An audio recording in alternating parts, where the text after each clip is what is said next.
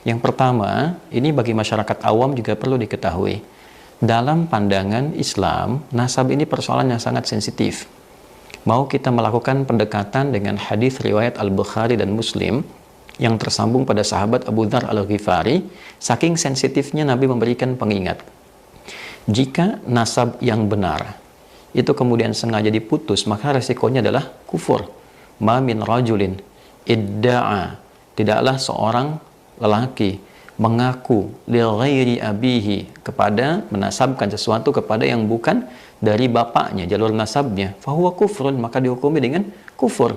Ya, jadi kalau ada seseorang yang dengan pandangan tertentu mencoba memutus nasab seseorang yang sudah valid, tercatat, terbukti, dan ternyata nasab itu benar, kemudian mencoba untuk diputus, maka resikonya kufur. Ini kan masalah. Nah, kemudian juga dalam hal yang sama, ketika ada seseorang menisbatkan yang bukan kepada nasabnya, maka faliyatabawa maq'adahu minan nar.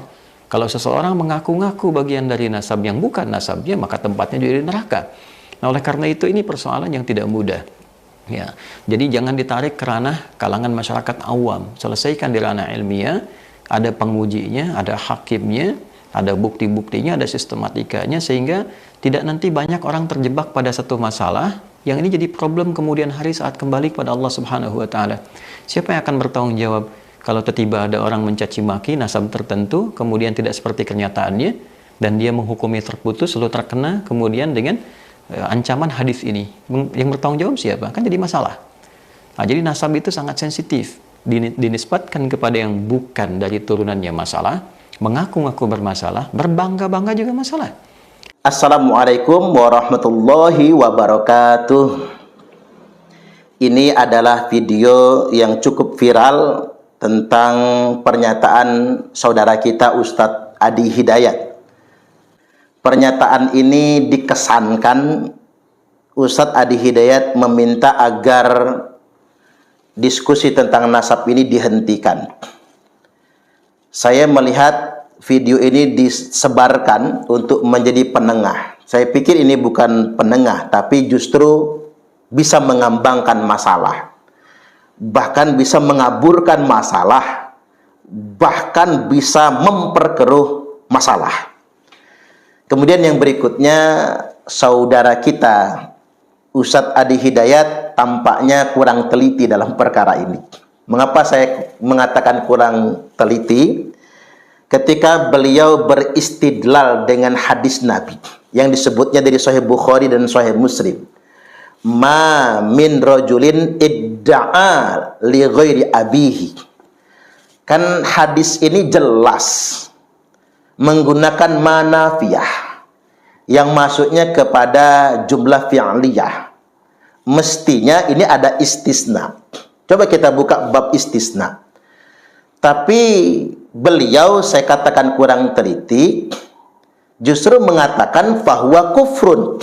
Ini kan bisa diketawakan oleh santri-santri kita yang sedang belajar nahwu. Ketika menggunakan manafiyah, kemudian dihilangkan istisnanya, ini kan menjadi janggal kalimatnya. Nah, saya katakan Ustadz Adi Hidayat kurang teliti. Di mana tidak telitinya? Coba kita rujuk hadisnya. Rasulullah Sallallahu Alaihi Wasallam telah bersabda, ma min rajulin, atau dalam matan yang lain, laisa min rajulin, ma min rajulin idda'a li ghairi abihi wa huwa ya'lamuhu illa kafar. Mestinya begitu kalimatnya. Tidaklah seseorang yang menasabkan dirinya kepada selain bapaknya, padahal dia tahu itu memang bukan bapaknya, illa kafara, kecuali pasti dia telah melakukan tindakan kekafiran. Nah, ini yang pertama. Ustadz Adi Hidayat kurang teliti tentang ini.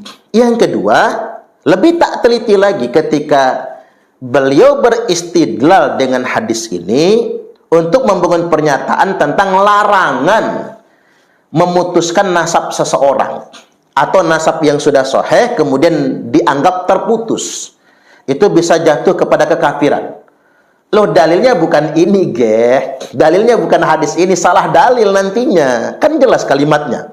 ma min rajulin idda'a li ghairi abihi wa huwa ya'lamuhu illa kafar. Tidaklah seseorang yang menasabkan dirinya kepada laki-laki yang bukan bapaknya. Jadi ngaku-ngaku anak Pak Soekarno, ngaku-ngaku anak Pak Soeharto, ngaku-ngaku anaknya Pak B.J. Habibie misalnya, padahal dia bukan anaknya. Dia tahu itu semua. Illa kafara, kecuali pasti dia telah melakukan tindakan kekafiran. Kemudian matan lanjutannya, ini bukan hadis terpisah, hadis yang nyambung. Wa manidda'a qauman laisa lahu fihim nasabun falyatabawwa maq'adahu minan nar. Barang siapa yang mengaku-ngaku dirinya adalah keturunan dari kaum tertentu atau klan keluarga tertentu, laisa lahu fihim nasabun, padahal nasabnya bukan berasal dari situ, falyatabawwa maq'adahu minan nar, silahkan dia menempati kapling yang sudah Allah sediakan untuknya di dalam neraka. Jadi justru hadis ini malah dalil tentang haramnya ngaku-ngaku cucu Nabi kalau bukan. Haramnya ngaku-ngaku keturunan dari keluarga tertentu kalau bukan. Ini terkait dengan nasab dekat maupun nasab jauh. Kalimat awal tentang nasab dekat.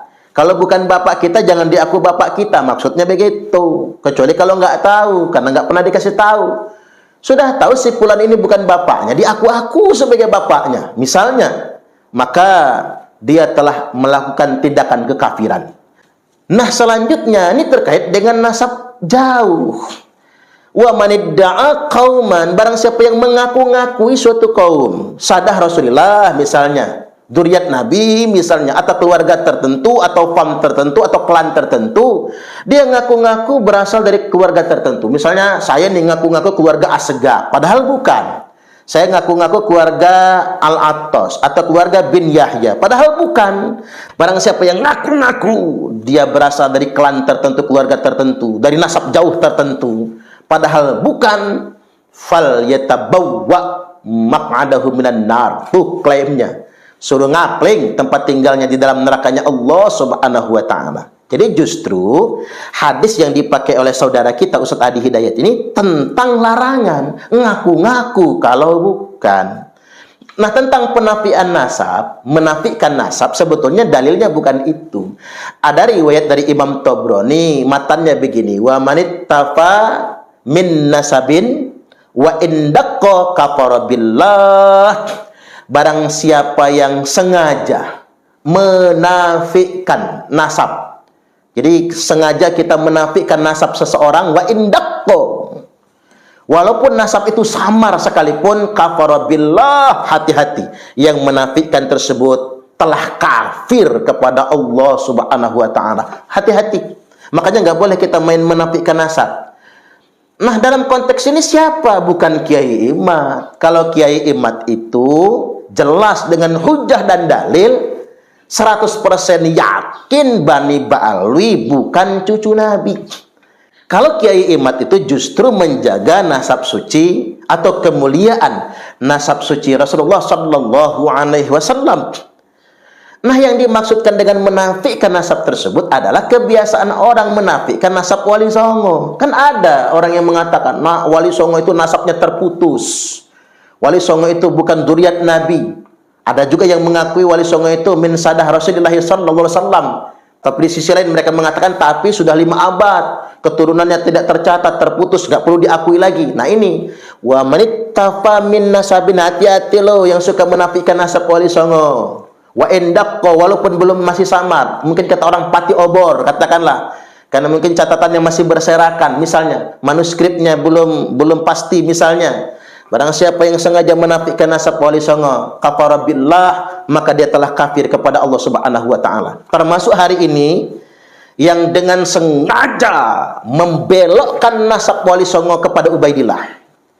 Coba kita lihat sekarang nasab-nasab Wali Songo, termasuk nasab Syekh Sarif Hidayatullah atau Sunan Gunung Jati, yang dibelokkan kepada Ubaidillah.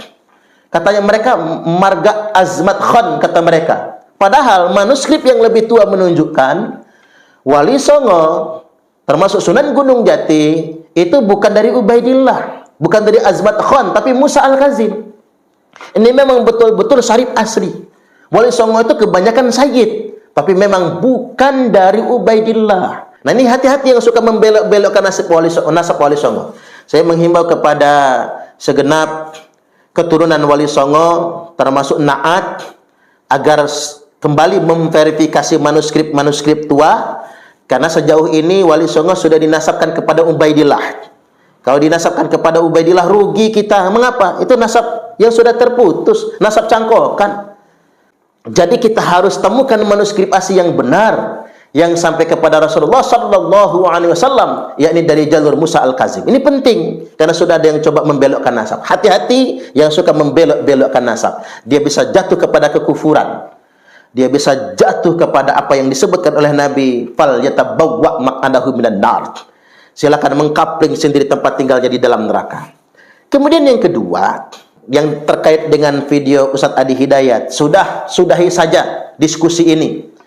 Ini ingin menengahi, tapi justru menurut saya bukan menengahi, tapi malah mengambangkan masalah. Bahkan ini mengaburkan masalah. Ini justru menurut saya akan nambah masalah. Ini nggak bisa disudahi, diselesaikan. Jangan lari dari masalah. Harus diselesaikan. Nah, bagaimana cara menyelesaikannya? Adakan diskusi. Seperti yang saya usulkan. Adakan diskusi, hadirkan para ulama-ulama yang pakar di bidangnya, dan difasilitasi oleh negara. Diskusi ini anggap seperti debat pilpres, kan asik. Kalau seperti debat pilpres, jadi pembelajaran buat bangsa Indonesia. Nanti rakyat akan nonton, umat akan melihat. Umat yang menontonnya bukan jadi keras hatinya, jadi tambah cerdas. Jadi ikut-ikut menganalisa juga. Negara yang memfasilitasi dengan pendanaan yang nggak mahal ini sebetulnya. Tunjuk tuan rumahnya misalnya UIN Syarif Hidayatullah. Tunjuk kementerian yang menyelenggarakan, boleh Kementerian Agama, boleh Kementerian Sosial, atau Kementerian Dalam Negeri, misalnya dikomando oleh Menko Polhukam, kan keren. Diamankan oleh aparat kepolisian. Hadirkan para peninjau dan para pemantau, ulama-ulama yang bisa ngayomi, baik dari PBNU, PP Muhammadiyah, maupun dari Majelis Ulama Indonesia. Silakan berdebat. Dari kubu Kiai Haji Imaduddin Usman Al-Bantari dan pakar-pakarnya, dari kubu Habaib Bani Ba'alwi, Rabitatul Alawiyah dan pakar-pakarnya, berdiskusi. Bukan untuk mencari siapa yang menang, siapa yang kalah, tapi pembelajaran buat bangsa Indonesia agar kita cerdas. Ini mah enggak, beda pendapat dikit, main persekusi, main keroyokan, main tawuran. Itu cara-cara primitif yang seperti itu. Itu enggak boleh di Indonesia. Makanya orang Arab sana enggak bisa bersatu. Beda pendapat dikit perang. Beda pendapat dikit bedil-bedilan. Beda pendapat dikit bunuh-bunuhan, primitif itu jahiliyah. Kita bersyukur di Indonesia ini bangsa yang berbudaya. Silakan kita berdebat panas, berdiskusi. Kita lihat di mana-mana orang berdiskusi, di pos ronda berdiskusi, di televisi berdiskusi, di gedung DPR kemudian berdiskusi. Tapi selesai dengan diskusi. Jangan berantem. Ini budaya kita. Kita adalah negara Islam dengan demokrasi terbaik di muka bumi ini. Kita hormati penegak hukum. Jangan main persekusi, jangan main hakim sendiri. Jadi kalau usulan Ustadz Adi Hidayat ini harus dituntaskan, ya harus dituntaskan. Tapi bukan lari dari masalah, tapi selesaikan di meja diskusi. Undang pihak yang paling netral, moderator yang paling netral untuk mengakomodir diskusi. Agar enggak kemudian keroyokan ngomong tunjuk. Dari kubu Kiai Imad 5 orang misalnya. Dari kubu Rabitatul Alawiyah 5 orang misalnya berdiskusi. Ada porsi ngomong masing-masing. Enggak rebutan ngomong. Ih keren. Bangsa kita jadi cerdas. Mudah-mudahan ini didengar oleh Pak Presiden. Baik Pak Presiden Joko Widodo maupun Presiden yang sudah terpilih, yakni Pak Prabowo Subianto. Keren Pak, kalau Bapak lakukan diskusi ini, Bapak selenggarakan, Bapak biayai, keren. Ngopi bareng, duduk bareng, berdiskusi. Pilih pihak yang paling netral. Bangsa Indonesia saya yakin akan tercerdaskan. Kemudian yang berikutnya lagi, mungkin terkait dengan apa yang disebut kufur oleh Ustadz Adi Hidayat. Beliau mungkin sempat merujuk hadis Sahih Muslim yang dicantumkan oleh Al-Imam An-Nawawi rahimahullahu taala dalam kitab Riyadhus Shalihin, yakni isnatani fin nasi huma bihim kufrun. Ada dua perkara di tengah-tengah manusia yang bisa membuat manusia itu jatuh kepada kekufuran. Apa itu? Pertama, at-ta'nu fin nasab. Yang pertama, mencela nasab. Yang kedua, wan niyahatu 'alal mayyit, meratapi mayit. Ini dua perkara ini yang bisa membuat manusia jatuh kepada kekufuran. Nah, apa sih yang disebut dengan at-ta'nu fin nasab itu? Mencela nasab, yakni merasa nasabnya lebih mulia daripada nasab orang lain, sehingganya kemudian merendahkan nasab orang lain. Itulah yang terjadi pada Bani Ba'alwi. Mereka merasa sebagai nasab yang paling tinggi, yang punya kasta di atas daripada nasab-nasab yang lain. Sampai-sampai ada yang berkata begini, seorang kiai yang merasa setara saja, walaupun kiai itu alim, walaupun kiai itu soleh, santrinya banyak, merasa setara saja dengan seorang habib, maka kiai itu akan mati su'ul khotimah dan kiai itu munafik. Na'udzubillah. Berarti ada kampanye masif besar-besaran di kalangan Ba'alwi untuk merasa klan mereka lebih tinggi dari semua manusia yang ada di muka bumi ini. Ini at-ta'nu fin nasab. Ini yang disebut dengan mencela nasab itu begini. Ini jahiliyah, bro. Nggak boleh ini dibiarkan. Karena Nabi sudah menolak ini semua. Nabi sallallahu alaihi wasallam telah bersabda, "Wa man batta'a bihi amaluhu lam yusri' bihi nasabuhu." Barang siapa yang lamban amalnya, rusak ibadahnya, nasab sehebat apapun tidak bisa mengejar kemuliaannya. Innallaha qad adhaba ankum ubiyatal jahiliyah wa ta'adumaha bi abaiha.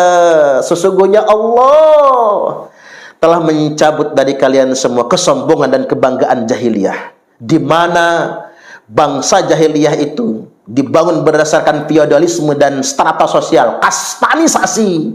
Mereka suka membangga-banggakan leluhur, membangga-banggakan bapak, membangga-banggakan nasab. Ini nggak boleh. Ini budaya jahiliyah sebetulnya.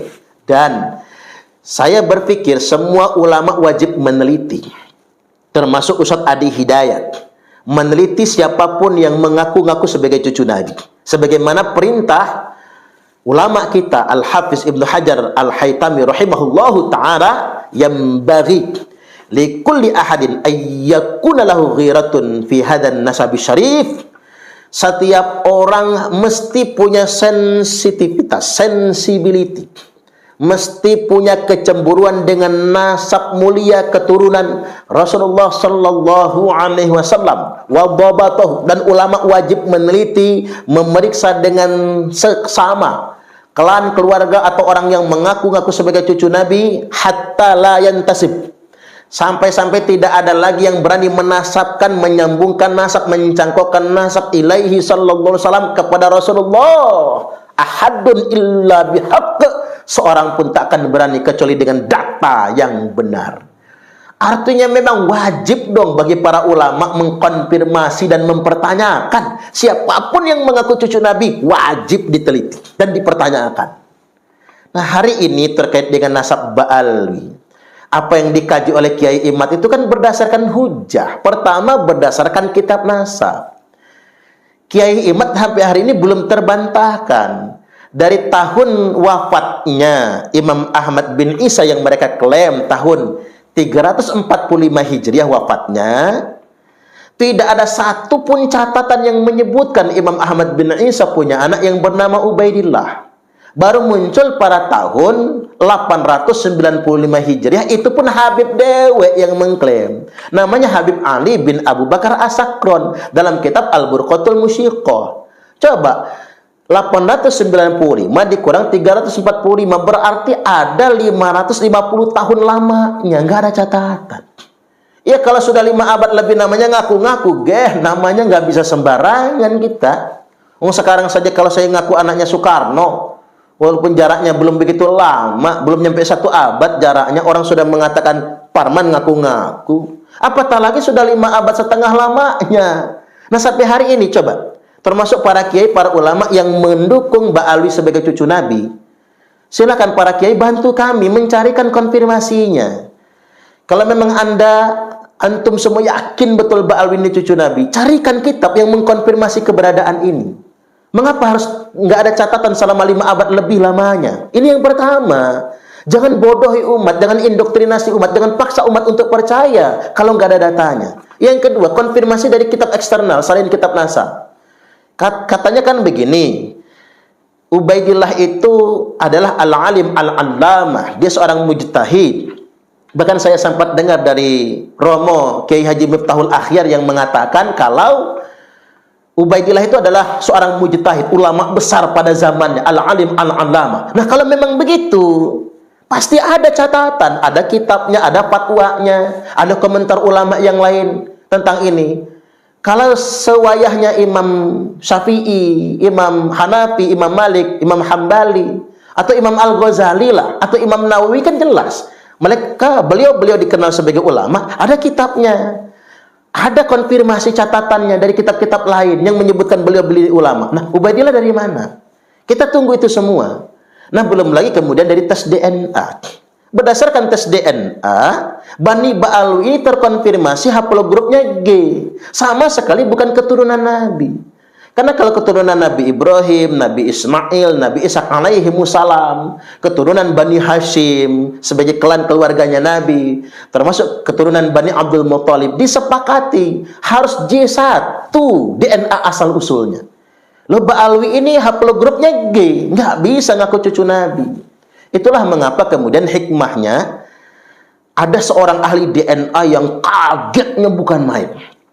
Ternyata selama 800 tahun lamanya DNA Bani Ba'alwi ini identik dan tidak bermutasi. Dicari apa sebabnya, ketemu penyebabnya. Inilah mengapa Bani Ba'alwi melarang keluarga mereka menikah dengan pihak eksternal yang bukan Ba'alwi. Ternyata untuk menjaga DNA, qadarullah, ini sudah takdir dari Allah Subhanahu wa ta'ala. Cara Allah untuk membuktikan, cara Allah untuk menegaskan ini akan ada yang ngaku-ngaku keturunan Nabi dari golongan ini. Jadi hikmah mereka tidak mau menikah dengan selain dari klan mereka, justru DNA mereka terjaga G semua untuk membuktikan kalau mereka memang bukan keturunan Nabi. Karena DNA itu saintik, ayat kauniyah itu, ilmu Allah juga, ilmu eksak. Kalau sejarah masih bisa dimanipulasi, kalau buku nasab masih bisa dibikin-bikin, paspor nasab juga masih bisa dibikin kok, bayar uang sekian. Tapi ingat, kalau ilmu Allah, ayat kauniyah, DNA, tidak bisa dimanipulasi. Baik, kita semua adalah umat Nabi, walaupun berbeda pendapat, kita semua saudara. Ba'alwi maupun bangsa Indonesia adalah saudara. Kita semua adalah umat Nabi, nggak boleh kita merasa lebih mulia daripada orang lain. Inna akramakum indallahi atqakum wallahul muwaffiq ila aqwamit thoriq. Wassalamualaikum warahmatullahi wabarakatuh.